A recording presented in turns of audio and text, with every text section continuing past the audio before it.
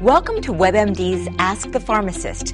We're going to answer some of the most common questions about medications, prescription and over-the-counter with our expert Makary Marciniak, Clinical Associate Professor with the UNC Eshelman School of Pharmacy. Today we're talking about diet and nutrition. Let's get started. I'm very curious about acai berry and if it's dangerous or not. I have seen so much more attention on acai over the last few years. And I know the first time I looked at it, I wasn't even sure how to pronounce it. So some people may think it says acai, A-C-A-I, but I believe the appropriate pronunciation is how you said it, acai.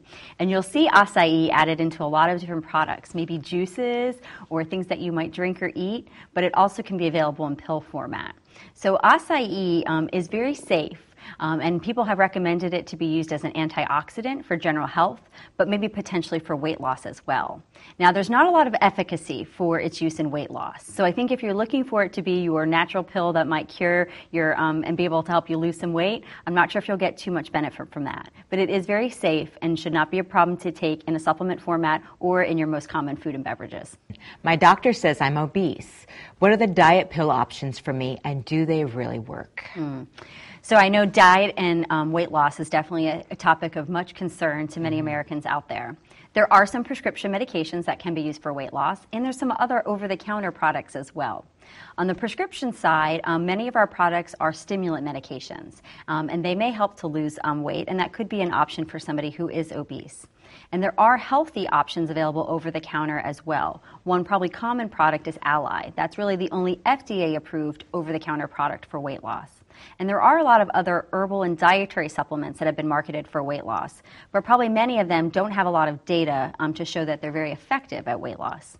So probably it's always good to start with diet and exercise. And it sounds easy, but obviously it's very difficult. So I would first start with trying to make sure you have a healthy diet that's low in fat and cholesterol, and try to work on portion sizes. And then adding in physical activity where appropriate. But certainly if somebody is obese, they should talk with their primary care provider and discuss all the options that are available to make sure they choose one that's safe for them and also safe for other medical conditions that they may have. What are the side effects of weight loss pills? Now, that's a very broad question because there are a lot of different products available by prescription and over-the-counter. So generally speaking, some of the prescription medications may have more of a stimulant nature to them. So side effects you might see could be an increased heart rate or blood pressure. Now, for some products that might work by blocking the fat that you eat in your diet, that might be like a product you can get over the counter called Aloe. You might have some side effects of greasy stools or oily stools or maybe even some gas. So side effects can definitely vary by the type of product, whether it's prescription or over-the-counter, and the mechanism of action. Can I become addicted to my weight loss medication? Great question. Now, there are some prescription medications for weight loss that are controlled substances. We need to make sure that they're used very safely because they are very potent and strong medications. And we do have a concern with using some of those medications in people who have a history of drug abuse or addiction. Generally speaking, though, people probably are not going to become addicted to their medications. But if you have any concerns about using a particular prescription or over-the-counter product, it's great to talk about that with your doctor or your pharmacist. Do I need to worry about ephedra being in any weight loss supplements that I buy online? Yes, that is definitely a concern. So ephedra is a herbal product that's been available on the market in the past. And actually a few years ago, the FDA acted to remove those types of products available from being sold in the United States. It had a lot of safety concerns, particularly increasing heart rate, heart attacks, and strokes in individuals. But yet, because herbal products and dietary supplements are not evaluated by the FDA, they can be out on the market. And so it is something that you should be looking for to make sure you're not choosing a weight loss supplement that has ephedra in it or ephedra-like substances. You may also see ephedra products called something like Ma Wang. And so you want to make sure you read labels, and you should not use a dietary supplement or herbal product that includes ephedra. So they're not necessarily safer if they're herbal. That's correct. How does the weight loss drug Aloe work? I'm really concerned. I've heard side effects may be oily or greasy stools. So Aloe is actually the first and the only FDA-approved non-prescription product for weight loss. It started its life as a prescription product. The brand name is Xenical. So now it's available as Aloe over the counter. And it works by blocking the absorption of fat from your diet.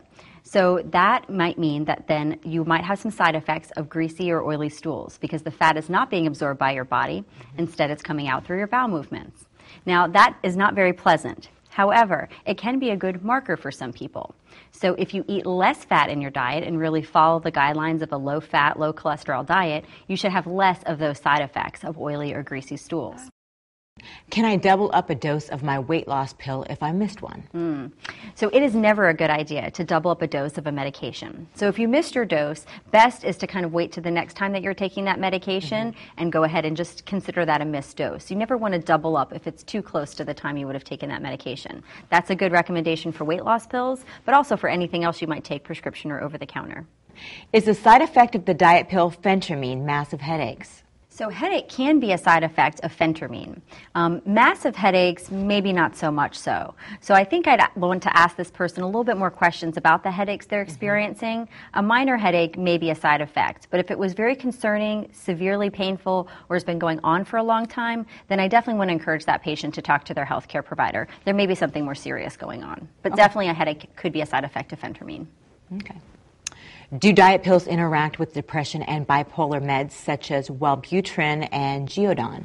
Great question. I think it's so important that consumers take a look at the prescription medications they're taking, and before adding another prescription medication or a dietary supplement into their regimen, they should check to look for drug interactions. So I'm so glad this person is asking this question.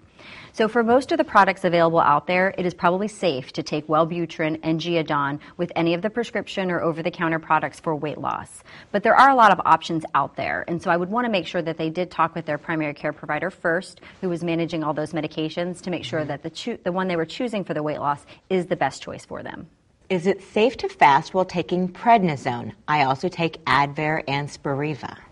So prednisone is a medication called a corticosteroid, and it's often used in the treatment of asthma and COPD. And those other medications you mentioned are medications often used for asthma and COPD. Now, prednisone can actually have some side effects, and one of them is that you might be hungry. It can actually stimulate your system a little bit, and so it's probably a good idea to take prednisone with some food. So I think if possible, if somebody could avoid fasting while taking prednisone, that would be the best response. Now, certainly, usually when you're taking prednisone, it's for a short term, so hopefully they can avoid fasting during the short term. They might be taking prednisone, and if not, we can talk about some other options. Cascara is in my weight loss pill. What is it, and can it be dangerous? So I've seen Cascara coming up a little bit more often in dietary supplements. And as I understand it, it's a shrub.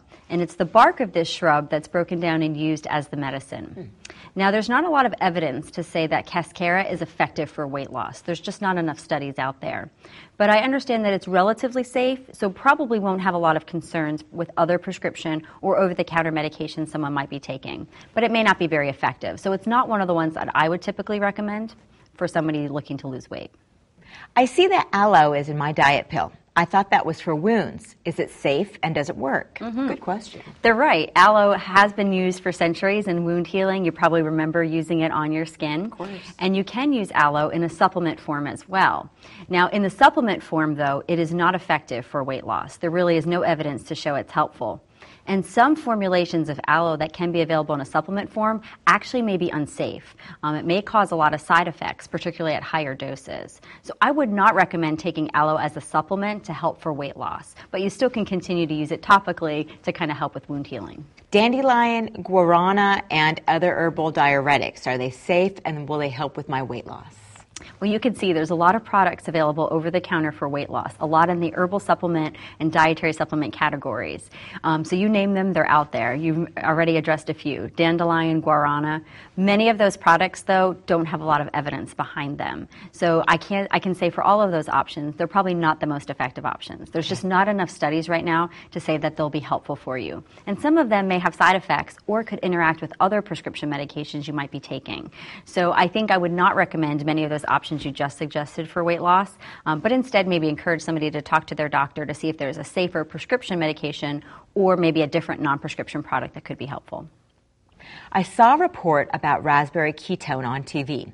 Can it help me lose weight? I've seen this as well. There's been a lot of mentions of raspberry ketone out in the media lately. It is an option that I see people turning to. In fact, I've gotten a lot of questions from consumers coming to the pharmacy asking about it. Now, there's not a lot of evidence actually to back up raspberry ketone for weight loss. So I can't say that it will be effective, but it's definitely safe, and there's probably very few things it will interact with. So if somebody was willing to try it, I could be okay to have them use that. But right now, there's probably just not a lot of evidence. So hopefully more studies will come out in the future to support its use. Well, McCary, that's going to do it for us today. Thank you. And thank you for continuing to count on WebMD as your source for health information.